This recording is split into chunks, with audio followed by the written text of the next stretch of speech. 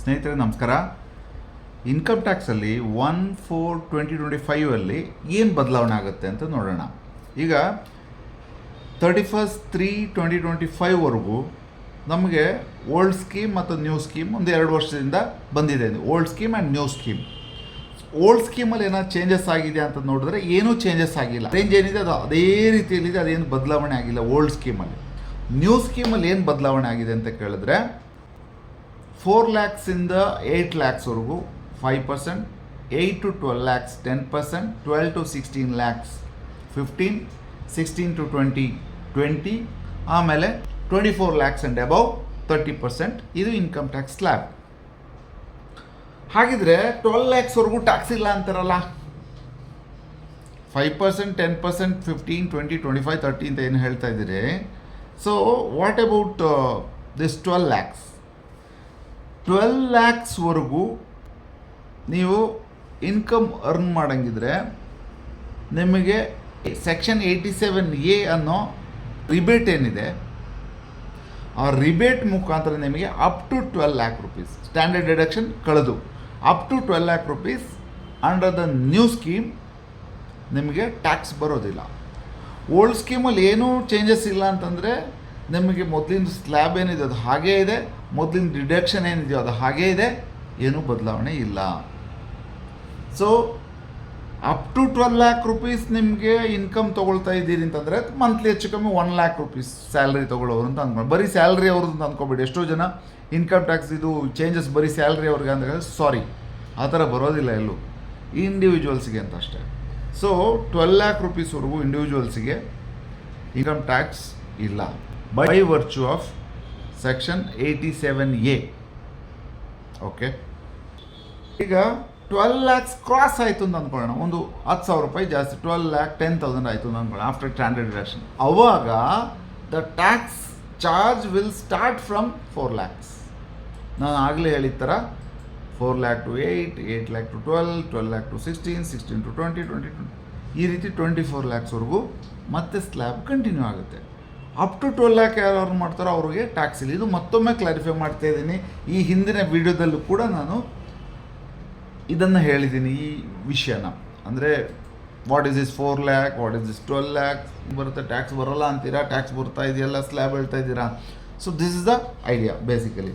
So ಇನ್ನು ಯಾವ್ಯಾವುದು changes ಅಂತ ಕೇಳಿದರೆ, ದ ಇನ್ಕಮ್ ಇನ್ ಹ್ಯಾಂಡ್ ಏನಿದೆ, ಎಷ್ಟೋ ಕ್ಯಾಟಗರಿಯವರಿಗೆ ಜಾಸ್ತಿ ಇರುತ್ತೆ, ಕೈಯಲ್ಲಿ ಇನ್ಕಮ್ ಜಾಸ್ತಿ ಇರುತ್ತೆ. ಯಾಕೆಂತಂದರೆ TDS ಮತ್ತು TCS-ಅಲ್ಲಿ ಕೆಲವು ಬದಲಾವಣೆ ಆಗಿದೆ. ಉದಾಹರಣೆಗೆ 194A ಸೆಕ್ಷನ್ ಏನು ಹೇಳ್ತಾ ಇದೆ ಅಂತಂದರೆ, ಸೀನಿಯರ್ ಸಿಟಿಸನ್ಸ್ಗೆ ಇದು ಇಂಟ್ರೆಸ್ಟ್ ಎಲ್ಲ ಬರ್ತಾ ಇರುತ್ತಲ್ಲ, ಬ್ಯಾಂಕಿಂದ, ಕೋಆಪ್ರೇಟಿವ್ ಸೊಸೈಟಿಯಿಂದ ಇದನ್ನೆಲ್ಲ ಬರ್ತಾ ಇರುತ್ತಲ್ಲ, ಅಲ್ಲಿಂದ ಬರುವಂಥ ಇಂಟ್ರೆಸ್ಟಲ್ಲಿ ಇಷ್ಟರವರೆಗೂ 50,000 ಕ್ರಾಸ್ ಆಗಿದ ತಕ್ಷಣ ಅವ್ರಿಗೆ TDS ಸ್ಟಾರ್ಟ್ ಆಗುತ್ತೆ. 50,000 ಇಂಟ್ರೆಸ್ಟ್ ಆನ್ ಡೆಪಾಸಿಟ್ಸ್ ಕ್ರಾಸ್ ಆಗಿದ ತಕ್ಷಣ. ಇನ್ನು ಮುಂದೆ ಏಪ್ರಿಲ್ 2025ಇಂದ ಇಟ್ ಈಸ್ 1 lakh rupees. ಅಂದರೆ 50, 60, 70, 80, 90 ಈ ಥರ ಇಂಟ್ರೆಸ್ಟ್ ತೊಗೊಳ್ತಿರೋರು ಯಾರೂ TDS ಇರಲ್ಲ. ಸೊ ಅವ್ರ ಕೈಯಲ್ಲಿ ಇನ್ಕಮ್ ಇರುತ್ತೆ. TDS ಇದ್ದರೆ ಅದನ್ನು IT ಫೈಲ್ ಮಾಡಿ ತೊಗೊಳ್ಳೋದು ಅದೆಲ್ಲ ಆಮೇಲೆ, ಬಟ್ ಡಿಡಕ್ಟೇ ಆಗಿಲ್ಲ ಅಂದರೆ ಅವರ ಕೈಯಲ್ಲಿರುತ್ತೆ. So that is one change. ಉಳಿದಿರೋರಿಗೆ ಇಂಟ್ರೆಸ್ಟ್ ಆನ್ ಸೆಕ್ಯೂರಿಟೀಸ್ ಅಂತ ಏನೋ ಹೇಳಿದಂದರೆ ಅದು 10,000 rupees-ವರೆಗೂ ಬರುತ್ತೆ. ಸೊ ಬ್ಯಾಂಕು, ಕೋಆಪ್ರೇಟಿವ್ ಸೊಸೈಟಿ ಇವರು ಅದರ್ ದ್ಯಾನ್ ಯಾರಿದ್ದಾರೆ ಅವರಿಗೆ 40,000ಇಂದ ಮತ್ತೆ 50,000ಗೆ ಆ್ಯಡ್ ಆಗಿದೆ ಅದು. ಓಕೆ, ಇನ್ನು ಡಿವಿಡೆಂಡ್ಸ್ ಅಂದರೆ 5 to 5,000 ಇದ್ದಿದ್ದು 10,000 ಆಗಿದೆ. Income from respect unit of mutual funds ಇದ್ದಿದ್ದು 5,000 ಇರೋದು 10,000 ಆಗಿದೆ. 10,000ವರೆಗೂ TDS ಇರಲ್ಲ ಅಂತ. Again I am repeating it. 194B winning of lottery, crossword puzzles, Kaun Banega Crorepati ಈ ಥರದ್ದು ಏನಾದರೂ ಇದ್ದಾಗ ಅಗ್ರಿಗೇಟ್ ಅಮೌಂಟ್ 10,000ವರೆಗೂ ಇನ್ನೇ ಫೈನಾನ್ಷಿಯಲ್ ಇಯರ್ TDS ಇರಲಿಲ್ಲ ಅಂತ ಇತ್ತು. ಇನ್ನು ಮುಂದೆ ಸಿಂಗಲ್ ಟ್ರಾನ್ಸಾಕ್ಷನಲ್ಲೂ ಕೂಡ 10,000 rupees ಬೆನಿಫಿಟ್ ಇದೆ. ಅಂದರೆ 10,000 rupees-ವರೆಗೂ ನಮಗೆ TDS ಇರಲ್ಲ. ಒಂದು 10 ಕಡೆಯಿಂದ ನೀವು 10,000ವರೆಗೂ ನೀವು ಅರ್ನ್ ಮಾಡ್ತಾಯಿದ್ರಿ ವಿನ್ನಿಂಗ್ ಆಫ್ ಪಝಲ್ಸ್ ಅದು ಇದು ಅಂತಂದರೆ ಎಲ್ಲೂ TDS ಇರಲ್ಲ. ಈ ರೀತಿ ಇನ್ಶೂರೆನ್ಸ್ ಕಮಿಷನ್ ಮತ್ತು commission on prizes, lottery tickets ಆ ಥರ ಏನಾಗ್ತಿದೆ ಅದು ಆಮೇಲೆ ಕಮಿಷನ್ ಆನ್ ಬ್ರೋಕರೇಜಸ್ ಇವೆಲ್ಲ 15,000ವರೆಗೂ ಟಿ ಡಿ ಎಸ್ ಹಿಡಿಬೇಕಾಗಿರಲಿಲ್ಲ ಅಂತಿತ್ತು.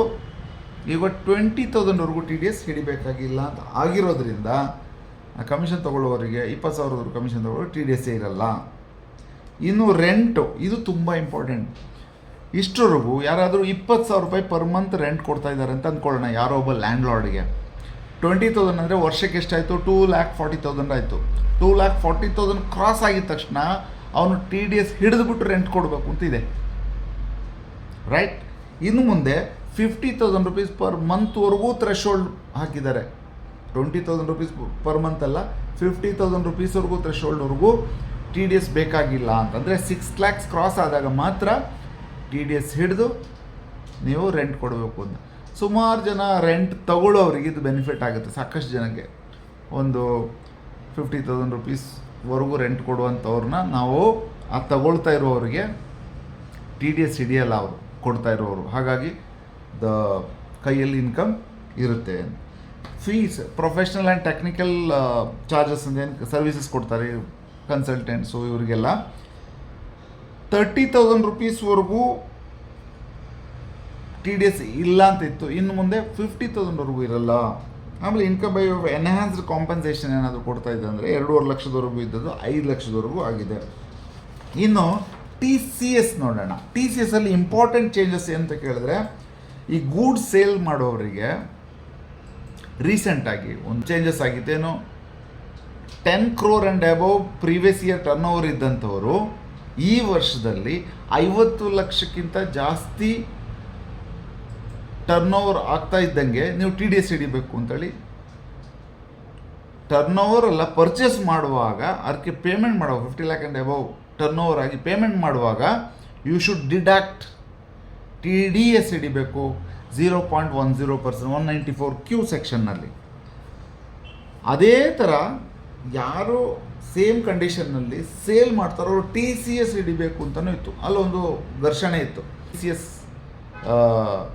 ಹಿಡಿದುಬಿಟ್ಟೆ ನಿನಗೆ sale T C S collect ಮಾಡಬೇಕಾ ಇಲ್ಲ ನೀನು ಟಿ ಡಿ ಎಸ್ ಹಿಡಿತೀಯ ಅಂತ ಒಂದು ಕ್ಲಾಶ್ ಆಗ್ತಿತ್ತು. ಇನ್ನು ಮುಂದೆ ಅದು ಕ್ಲಿಯರ್ ಆಯಿತು.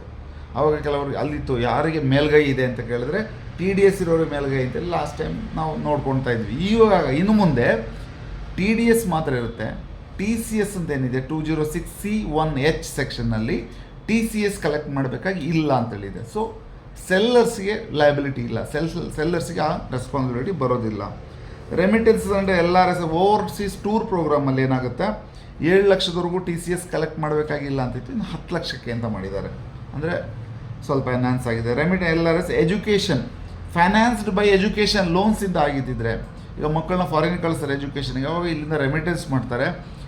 7 ಲಕ್ಷದವರೆಗೂ ಟಿ ಸಿ ಎಸ್ ಕಟ್ ಮಾಡಬೇಕಾಗಿಲ್ಲ ಅಂತಿತ್ತು, ಟಿ ಸಿ ಎಸ್ ಹಿಡ್ಕೋಬೇಕಾಗಿಲ್ಲ ಅಂತಿತ್ತು. ಇನ್ನು ಮುಂದೆ ಆ ಟಿ ಸಿ ಎಸ್ ಅಪ್ಲಿಕಬಿಲಿಟಿ ಇಲ್ಲ.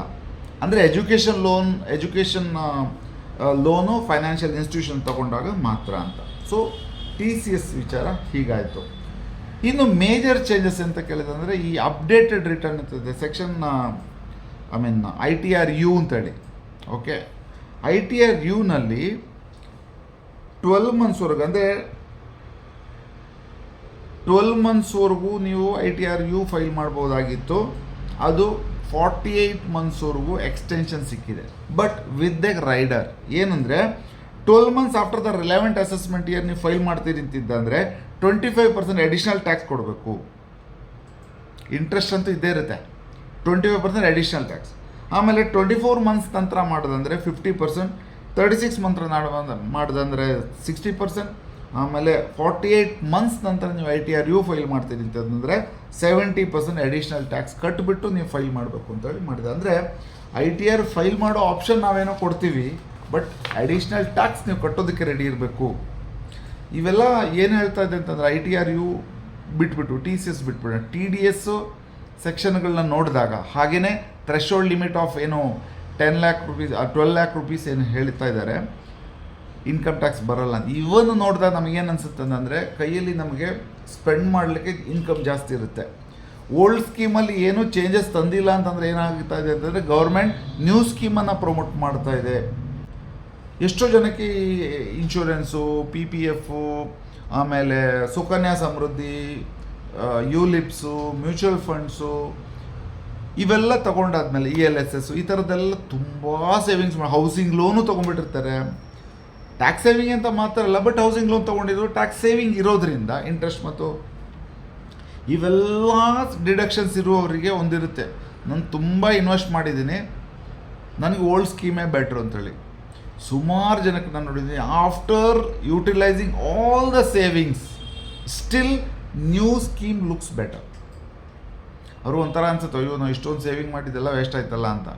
ಏನಾಗಲ್ಲ, ಆ ಸೇವಿಂಗ್ಸ್ ಸ್ಪೆಸಿಫಿಕ್ ಪರ್ಪಸಸ್ ಇದೆ. Insurance is for its purpose and housing loan is for its purpose.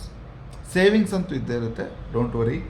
So new scheme suit ಆಗಂಗಿದ್ರೆ ಸ್ಯಾಲ್ರಿ ಅವರಿಗೆ ಅದೊಂದು ಚಾಯ್ಸ್ ಇದೆ. ಸ್ಯಾಲ್ರಿ ಅವರಿಗೆ ಏನು ನ್ಯೂ ಆ್ಯಂಡ್ ಓಲ್ಡು ಮೊದಲೇ ಡಿಕ್ಲೇರ್ ಮಾಡೋದೇ ಇದ್ದರೂ ಕೂಡ, ನಾನು ನ್ಯೂ ತೊಗೋತೀನ ಓಲ್ಡ್ ತೊಗೋತೀನ ಡಿಕ್ಲೇರ್ ಮಾಡೋದಿದ್ದರೂ ಕೂಡ ಅವರು ಆ ಫೈಲ್ ಮಾಡೋ ಟೈಮಲ್ಲಿ ಕಂಪೇರ್ ಮಾಡಿ ಫೈಲ್ ಮಾಡೋ ಆಪ್ಷನ್ ಇರೋದ್ರಿಂದ it is always useful for the salaried class, whether you are saved it or not saved.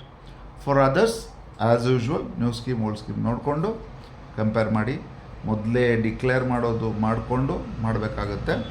Already declare ಮಾಡಿ ಅದನ್ನೇ ಚೂಸ್ ಮಾಡಬೇಕಾಗುತ್ತೆ. ಈ ಥರ ವಿಡ್ರಾವಲ್ ಆಪ್ಷನ್ ಎಲ್ಲ ಇದೆ.